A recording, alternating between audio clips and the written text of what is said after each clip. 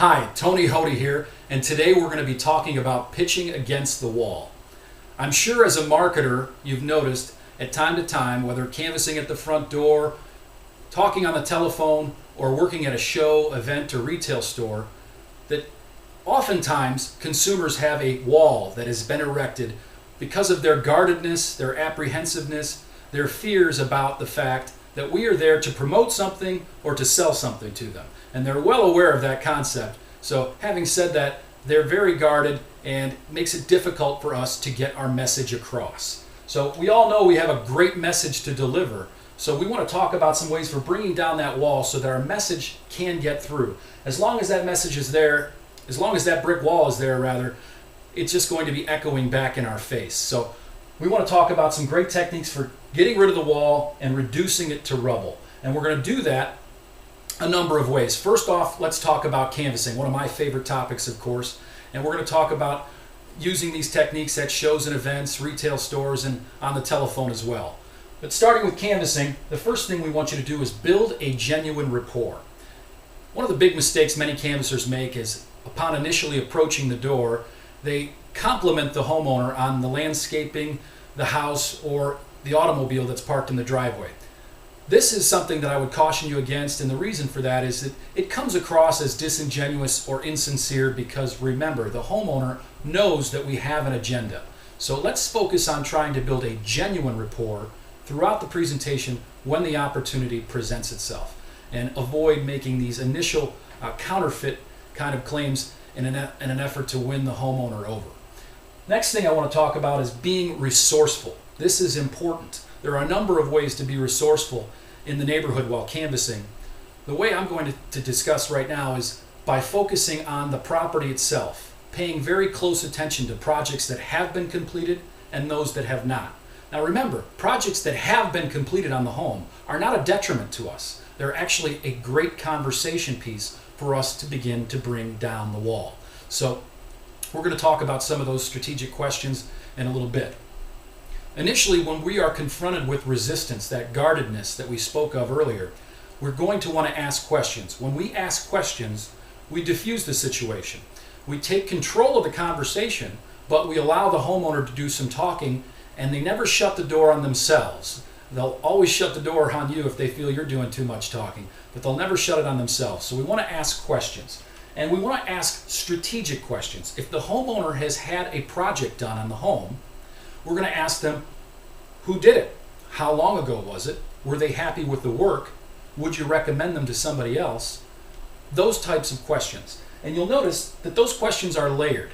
Just as if you were to ask a friend that recently saw a movie, what movie did you see? Where did you see it at? Who did you go with? Who was in the movie? Did you like it? How much were the tickets? Those are layered questions that are very logical. And we're going to have that same type of conversation with the homeowner. Layered questions in a logical format, gaining information about their buying tendencies, and seeking to understand a little bit before we wish to be understood. Oftentimes, by asking these questions about the project, were they happy with it, they'll actually barrel down that brick wall that we speak of, and they'll come around the house and point out things that they did well or didn't do well, things they may have left in the yard, etc., etc. And that is a great situation that just proves case in point that by asking questions, strategic layered questions, you can get the homeowner to barrel over that wall, reduce it to rubble so that we can get our message across. Next, we're going to talk about show and events, not just trade shows, but also events. We're going to do the same thing at these events. We're going to build a genuine rapport. We're going to ask them initially, where are they coming from? You know, these types of things can be very beneficial going forward. We're going to be resourceful. We're going to use this information, where they're coming from and their name, later when we transition to the close. So we're going to ask questions when we're met with resistance, when we're getting objections. We're going to ask them questions like, have you ever had an estimate before? Who was it from? How long ago was it? Do you remember how much the quote was for? Is there a reason why you didn't move ahead with the project at that time? Those are, again, layered and strategic questions. They're going to help us bring down the wall, understand the prospect a little bit better, and then we're going to use the information that we gathered from them who they are, their name, and where they're coming from to smoothly segue or transition to the close. Once we've decided that the homeowner has expressed some interest, we're simply going to grab our clipboard and our pen and say, now you said you folks were coming from Grand Rapids, right? We're never going to overtly ask for the appointment. We're simply going to assume it, and we're going to use the information that was given to us to transition or segue to the close in a very smooth fashion. Next, we're going to talk about telemarketing, a whole other animal. We don't have the luxury of the face-to-face interaction, so it can be a little bit more difficult. But again, we want to build genuine rapport. We want to avoid talking about the weather or things that don't have to do with the task at hand. The homeowner can sense that type of insincerity. They know we really don't care how they're doing or how the weather is, that we really have an agenda in mind.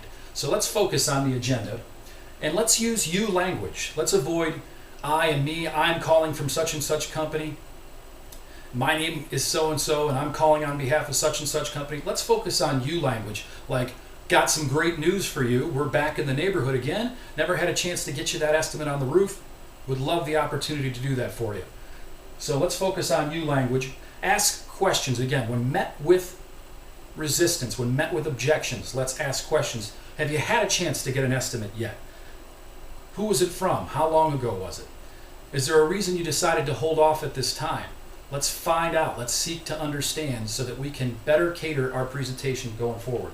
And again, we're going to be strategic about those questions. We're going to ask them in layered fashion, logically, so that we can bring down that wall and get our message across. I hope you found this information helpful. If you have any other questions or need any assistance with training on bringing down the wall during your marketing message, I'd love to help you out. Cheers.